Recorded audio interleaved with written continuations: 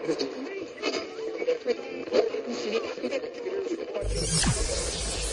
ready for unique, rare, and little-known treasures from the golden age of radio. You're listening to The Amazing World of Radio with Adam Graham. Welcome to The Amazing World of Radio. From Boise, Idaho, this is your host, Adam Graham. If you have a comment, email it to me, box13@greatdetectives.net. Well, we continue with our Men of 1,000 Voices series brought to you by our Patreon supporters at patreon.greatdetectives.net. Well, now it's time for our last Frank Graham episode, and this one comes from Yarns for Yanks, and the title is Old Ab. Yarns for Yanks.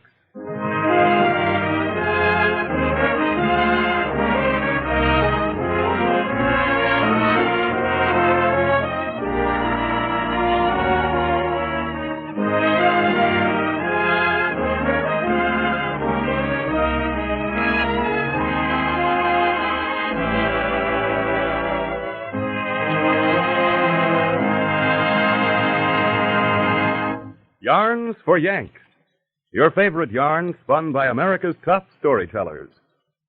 The Armed Forces Radio Service sends these stories your way, the kind of yarns you used to read in your favorite magazines back home.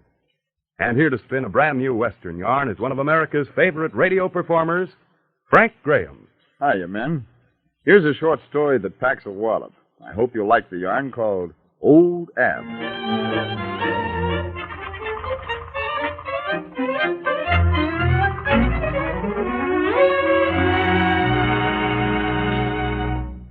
What's this here item, Jerry?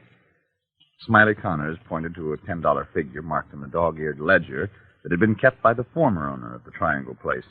Jerry looked over Smiley's shoulder. That. Yeah, well, that's something I wanted to talk to you about. As the new owner of the Triangle, you should know about Old Ab. Old Ab? Who's he? Well, I reckon no one quite knows rightly, except that he's been renting the South Point, down beyond the hill, for about 10 years. Runs a little farm. Pays $10 a month rent. Ain't a funny old guy, Ab is. Well, nobody said anything to me about him when I bought the place. Well, I reckon we can get him out of there mighty quick if you want, boss. Except, I don't know where the old guy will go, or what he'll do. Smiley thoughtfully chewed on the end of his pencil for a minute. Then, with an impatient gesture, pushed the ledger aside. Well, I'll go down and have a talk with him, see what this is all about. Jerry beamed.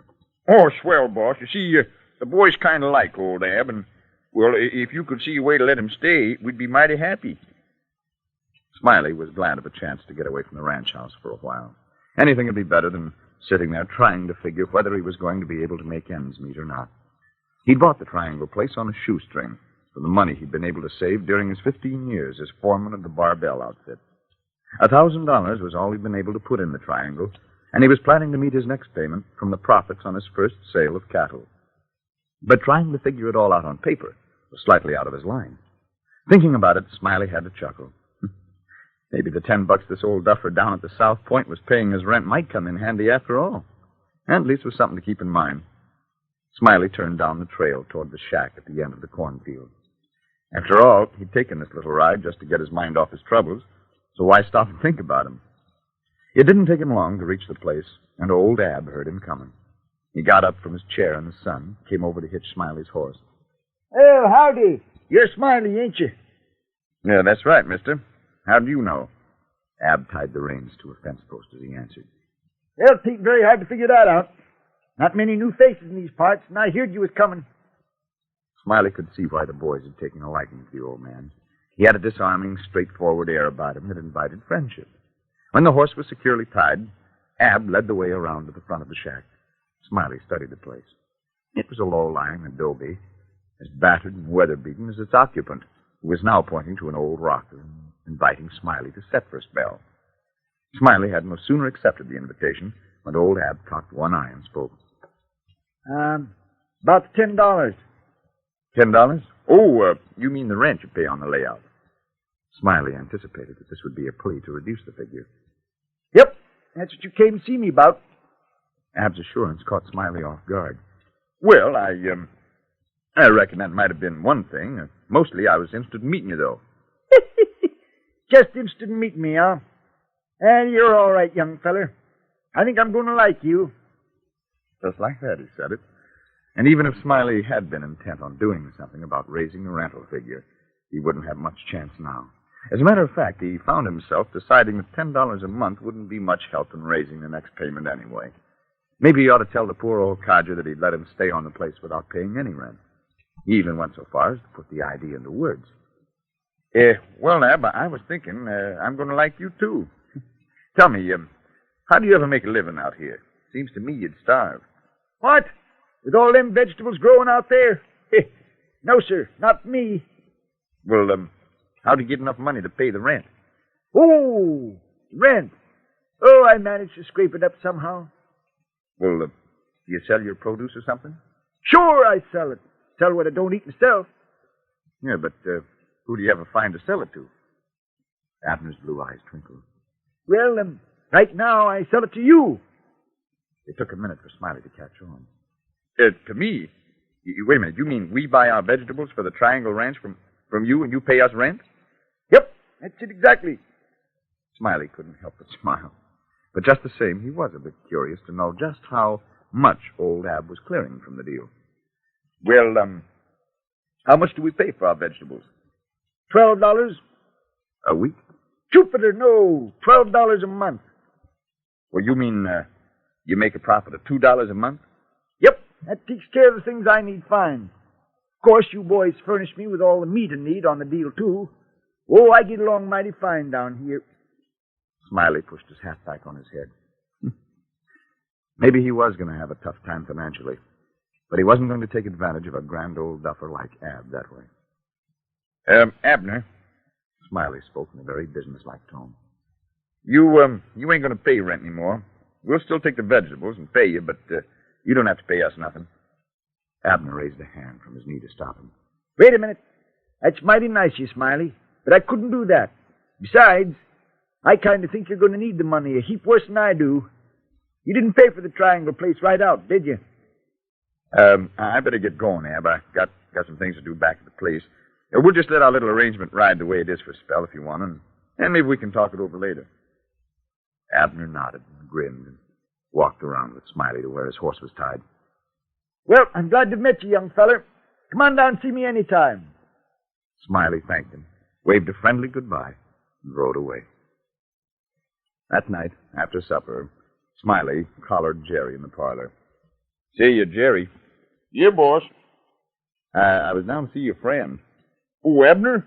Swell guy, ain't he? Yeah, he's a swell guy, all right.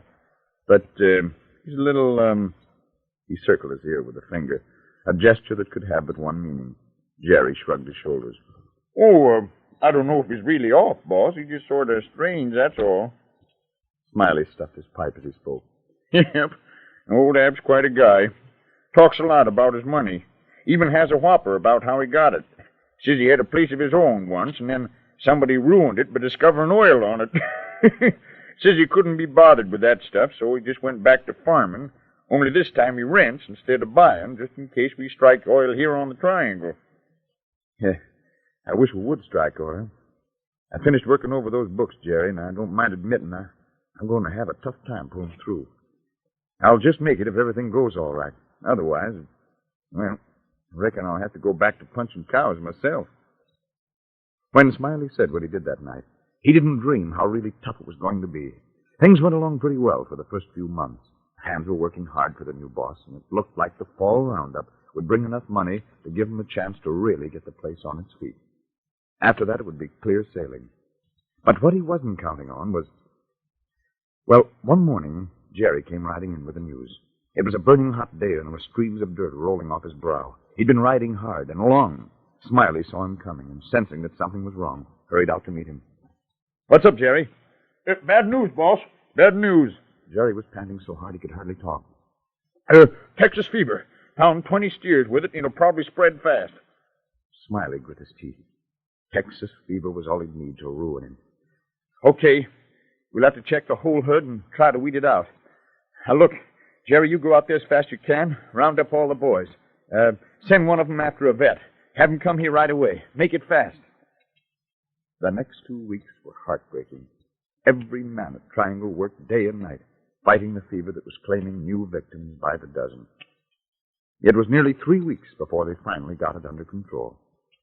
One night, as Smiley was studying the ledger again, desperately trying to find a way out, old Ab walked up on the porch and looked in the screen door. Oh, howdy. Knocking in, Smiley? Smiley looked up. Oh, hello, Ab. Sure, come on in. Ab walked in meekly and stood frowning. I heard about your bad luck, Smiley. Look, want you to let me loan you some money. Smiley wasn't in any mood to humor old Ab's kidding, but he couldn't turn on the old guy, so he played along with him. Well, shucks, I couldn't take your money, Ab, just like that. Well, Jupiter, Smiley, you need it worse than I do. Darned, I told you would. I got everything I need. Meat, plenty salt, all the vegetables I can eat, a place to live. Say, you happen to have one of them there check things around here? You know them things you write on? Smiley remembered seeing an old checkbook somewhere on the desk, so he fumbled around until he located it, deciding this would probably be the easiest way to get rid of the old fellow. Abner took the checkbook, then sat down at the desk and dipped the pen in the ink. He started writing. Now, you just take this as a loan. You can pay me back any time later. There's no hurry at all. Then he carefully wrote Smiley's name and the amount, $3,000, and signed the check, Abner S. Dudley. Smiley crossed to the window, looked out thoughtfully. Yep, here you be, Smiley. I'll just leave it here in the ledger. Oh, you got a blotter? Yeah, there's one in the desk drawer. Oh, I find it. Okay. Yep, there you are. It's right here in the ledger.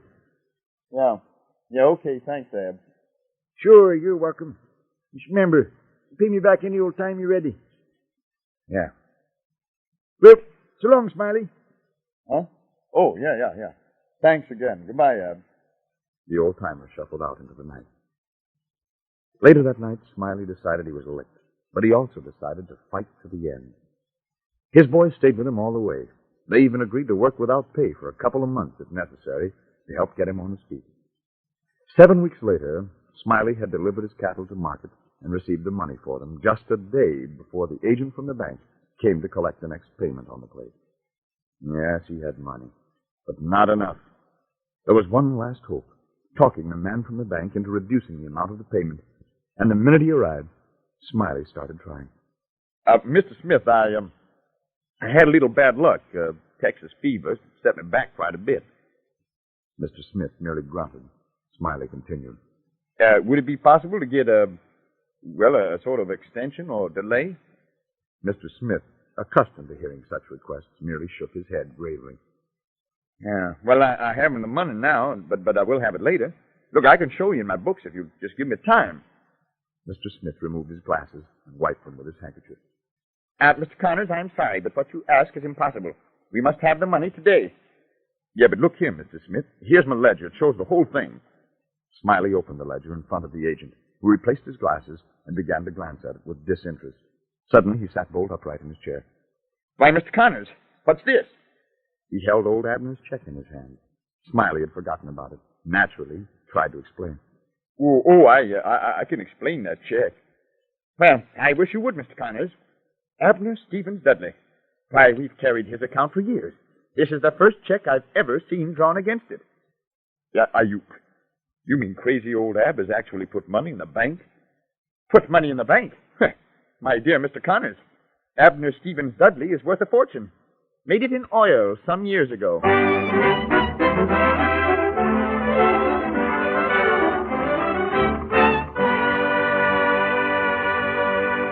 And that's the story of Old Ab, spun for you by one of America's top storytellers, Frank Graham. If you have a favorite story or a favorite star you'd like to hear on this series, write Armed Forces Radio Service, Los Angeles, USA. Dave Vale speaking.